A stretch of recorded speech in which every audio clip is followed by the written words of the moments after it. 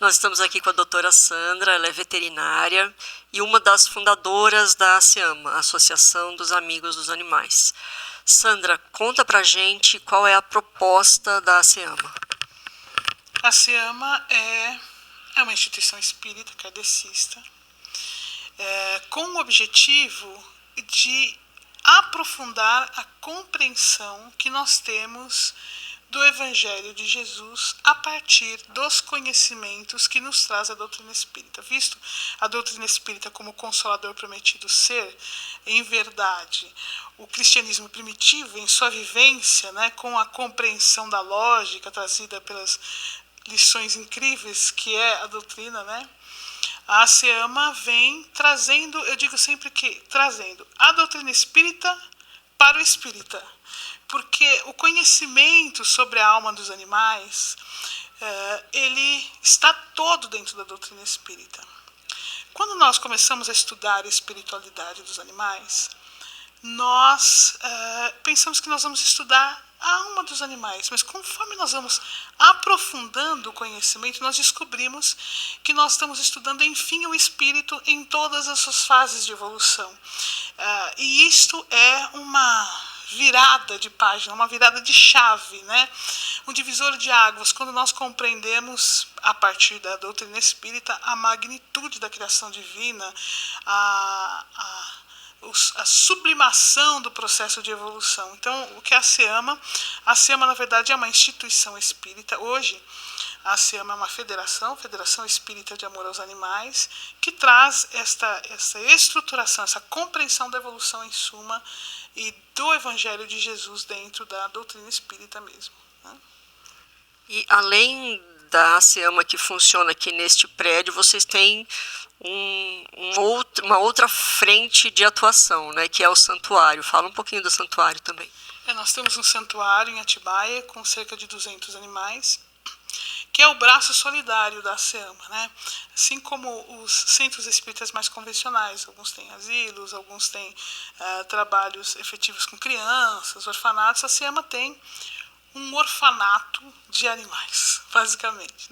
Então nós temos lá 200 animais, tem porcos, nós temos carneiros, nós temos bois, nós temos galinhas, nós temos cães, temos gatos, temos pássaros, temos primatas, enfim, uma estrutura de auxílio a animais vítimas de maus tratos que chegaram até nós de diversas formas, e que recebem ali os cuidados necessários para que eles possam ter a melhor estrutura possível nos processos em que eles estão, porque é imprescindível. Quando nós estudamos a doutrina espírita, nós entendemos que os animais têm consciência. A doutrina espírita diz isso desde a base, desde o livro dos Espíritos, vem falando que os animais têm consciência de sua existência, de sua individualidade. Mas aí, conforme a gente aprofunda com Joana de Ângeles, com André Luiz, a gente vê realmente que eles têm consciência. E quando nós partimos daquela orientação de Kardec, observa e depois questiona. Quando a gente observa os animais, quem convive com os animais sabe que eles têm consciência, inteligência, emoções, sentimentos, compreendem o que acontece ao seu redor. A ciência vem comprovando isso desde 2012. Há uma declaração que foi feita a partir da reunião de muitos estudos feitos no mundo na Universidade de Cambridge, dizendo que os animais têm consciência, que os animais têm emoção, sentimentos e vontade própria. Mas a doutrina espírita sempre contemporânea já diz isso. Então, uma vez tendo consciência, eles têm consciência do amor que eles recebem, eles têm consciência do amparo, eles têm consciência do carinho, da proteção, eles têm consciência de onde eles estão, de quem são seus tutores. Estudando a doutrina espírita, nós vemos que eles não têm a consciência de Deus. Isso é para o espírito em fase de humanidade. Na fase de animalidade, Deus para os animais somos nós. Mas eles também têm consciência do sofrimento. E isto também causa traumas emocionais. Olha, observando os animais que estão conosco no lar. Os nossos animais ficam afetados. Se eles ficam muito tempo sozinhos, eles ficam tristes. Se o tutor desencarna, eles entram em luto. Se um outro companheirinho animal desencarna, eles entram em luto. Assim, os animais riem, os animais choram, os animais fazem festa. Então nós vemos, cantam. Nós vimos hoje no trabalho, cantando a oração de Francisco de Assis, alguns cantam. Então, na natureza, né, estudando a linguagem que que nos traz o Livro dos Espíritos, falando da linguagem dos animais, estudando a linguagem que nos fala André Luiz em Revolução em Dois Mundos. Então, quando nós observamos tudo isso, a gente vê a extensão disso tudo. Isso nos mostra que também quando eles são maltratados, eles têm consciência. Se um animal que fica sozinho, um animal que o tutor desencarna entre luto, quiçá os sentimentos que envolvem um animal que passa por uma situação de abandono, por uma situação de desprezo, de crueldade. Quanto sofrimento está ali impactado naquele espírito, né? Então, quando nós pensamos num santuário, ele não é apenas um abrigo.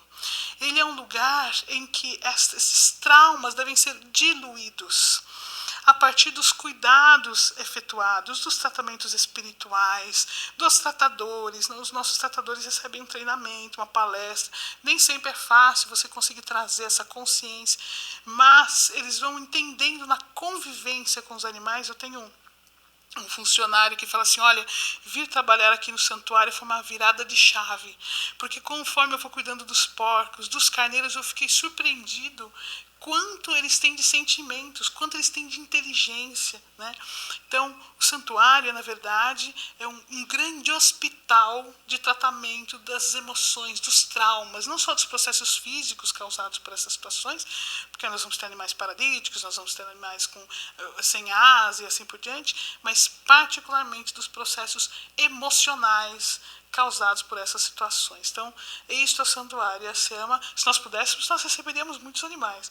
Mas nós temos limitações, como é natural de todas as instituições que fazem esse trabalho, né? Mas está lá um braço solidário, e eu tenho certeza que isso vai se multiplicar. É porque eu entendo perfeitamente, estudando a doutrina espírita, que essa consciência de que os animais são espíritos em evolução, que os animais têm sentimentos, que os animais têm livre-arbítrio, que os animais têm uma capacidade de se comunicar, isso vai se multiplicar com o tempo, porque é natural no processo de evolução, no processo de evolução da humanidade, no processo de evolução do planeta que está adentrando a regeneração, e com isso devem se multiplicar estas estruturas que serão braços das instituições espíritas, que aí passará a não somente socorrer espíritos em fase de humanidade, mas a socorrer os espíritos em todas as fases de evolução.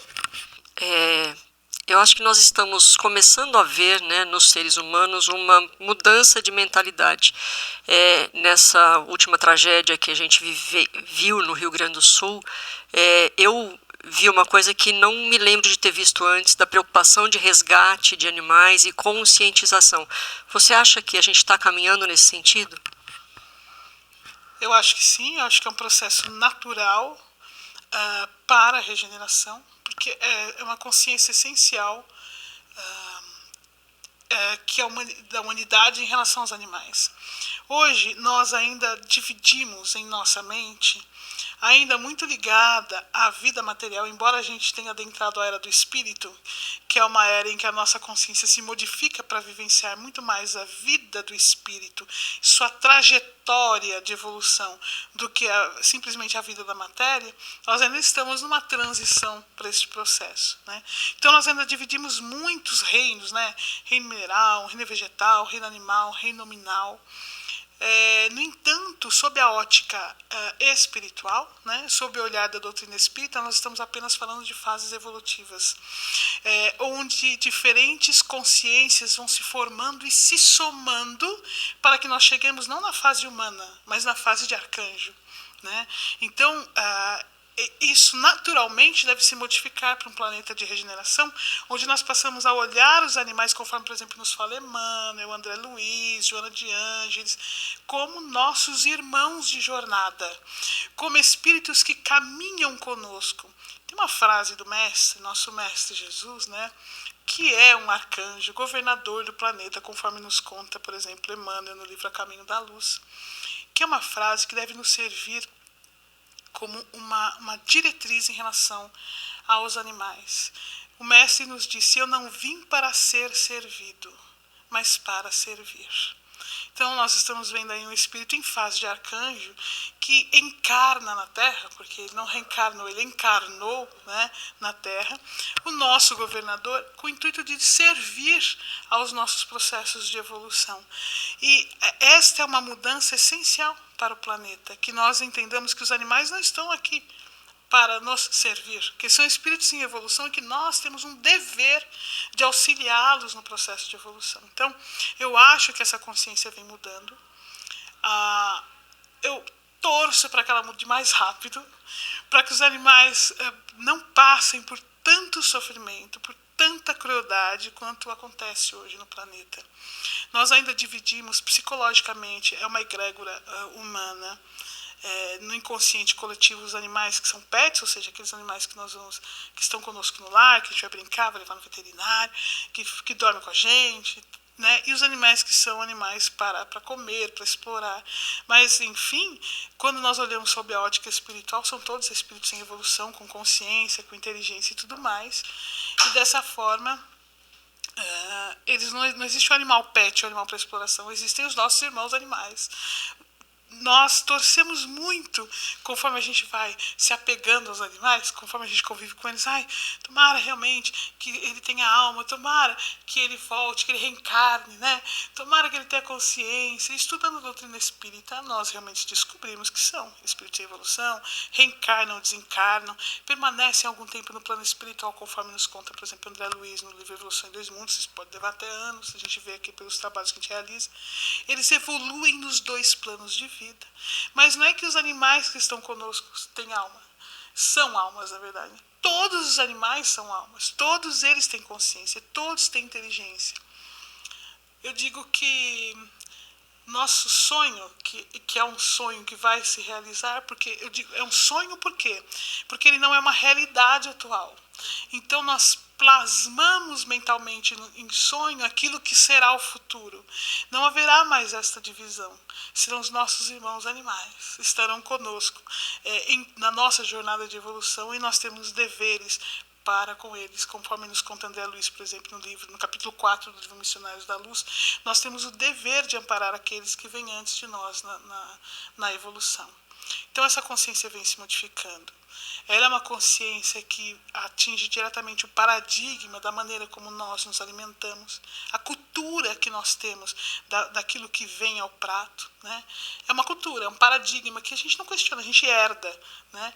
Para modificar isso, a gente tem que parar e falar: não, mas espera aí, foi assim, será que é isso mesmo? Né? Essa foi a forma como eu aprendi, essa é a maneira mesmo, né? Então, quando nós passamos a olhar nosso alimento de uma outra maneira, nós mudamos automaticamente esse processo, né? Então, eu acho que as lições da doutrina espírita são essenciais para isso. Porque a doutrina espírita é uma doutrina formadora de uma nova consciência do homem de bem. A doutrina espírita é uma doutrina que nos traz as realidades do Evangelho. Então, quando nós olhamos a nossa relação com os animais, a gente olha a doutrina espírita, pega lá o Evangelho segundo o Espiritismo, pega o Novo Testamento e lê: bem-aventurados os mansos e pacíficos, a gente para e fala: será que enquanto seres humanos nós estamos sendo mansos e pacíficos com os animais? Será que eles nos veem como companheiros de jornada evolutiva, todos os animais do planeta? Será que eles olham o homem como nós olhamos os espíritos superiores a nós, como apoiadores, como auxiliares? Ou eles têm medo de nós? Ou eles fogem de nós, eles correm de nós? Porque nós ainda estamos muito infantis na nossa compreensão do Evangelho de Jesus e da evolução dos animais. Então, sim, nós estamos mudando a consciência, mas até para a humanidade é essencial que essa consciência se modifique para, conforme nos ensina Joana de Ângeles no livro Plenitude, as nossas expiações mais difíceis se encerrem, porque nós paramos de causar tanta dor, a fim de não termos de sentir tanta dor, para que nossa consciência se modifique. Porque nós passamos a olhar tudo que está ao nosso redor como parte dos ensinamentos de Jesus e, enfim, possamos evoluir a partir dos nossos sentimentos de amor. E para que os animais parem de temer o homem e passem a olhar a humanidade como seus irmãos mais velhos que vão auxiliá-los, como nós olhamos os espíritos superiores a nós. Você falou assim em vários momentos da questão da evolução, né? Da consciência humana e também da evolução dos animais. E essa evolução dos animais continua além da Terra, né? Porque a gente, na doutrina espírita, a gente vê que nós temos mundos regeneradores, mundos felizes e que nós vamos progredindo. Para os animais, como é que é isso? Os animais também. Na verdade, sim. O livro Evolução em Dois Mundos é um livro muito claro nesse processo, porque ele fala, é muito interessante, no texto André Luiz diz, ele chama de plano físico e extrafísico, plano terrestre e extraterrestre. Então, quando ele se refere ao plano físico, é aqui, a encarnação. Plano extrafísico é o plano espiritual. Quando ele fala da evolução no plano terrestre, é a Terra, extraterrestre em outros planetas. Então, só por aí nós já compreendemos este processo de evolução. No livro Cartas de uma Morta, do Chico, a mãe dele descreve os animais em vários planetas, né, com outras formas, enfim. E na Revista Espírita, de 1858, nós vamos ver os animais de Júpiter, em que eles já estão, assim, você se encontra, que é um planeta muito mais evoluído que o nosso, em que eles se encontram em tarefas mais comuns para nós, né, em que são colaboradores nas tarefas mais dinâmicas do dia a dia, porque a humanidade tem ali um trabalho mais intelectual. Mas tem uma frase muito importante, uma colocação muito importante na Revista Espírita, em que se pergunta para o espírito se a alimentação deles é animal e vegetal como a nossa. Ele diz que somente vegetal. Aí a resposta é: o homem é protetor dos animais. Então, num planeta como esse, em que os animais são colaboradores dos afazeres diários da humanidade, a humanidade também toma o papel que lhe cabe de educador no processo de evolução. Como Cristo foi nosso educador, o maior educador, né? A humanidade passa a ter o papel de educador. Então, os animais são colaboradores dentro do processo de evolução e são assistidos como parte, como membros da família, em seu processo de evolução. Então, nós vemos que os animais passam aqui pelo planeta, da forma como nós os entendemos, vemos eles, mas eles também vão fazer essa dinâmica de evolução em outros planetas com uma consciência maior antes de adentrar a fase de humanidade. Bom, você falou do santuário, que são 200 animais. Se alguém quiser colaborar com vocês, como é que pode fazer? Pode entrar no site da SEAMA, pode mandar um e-mail no Fale Conosco: olha, eu quero ajudar o santuário, eu gostaria de ajudar a SEAMA. No site da SEAMA tem um botão também escrito doação. Você vai clicar lá, também pode doar a partir de lá, né? E acompanhar as nossas redes sociais, o Instagram, o Facebook. A gente está sempre postando coisas em relação ao santuário, aos trabalhos do Centro Espírita e assim por diante. Obrigada, Sandra. Parabéns pelo trabalho. A gratidão é nossa. Obrigada pela oportunidade. E vou convidar a todos para se unirem, não a SEAMA só, se unirem ao Mestre Jesus no conceito mais profundo de amor ao próximo, que é a compreensão que nos traz a doutrina espírita, que tudo que vive é nosso próximo. Obrigado. Obrigada, Sandra. Diários da humanidade.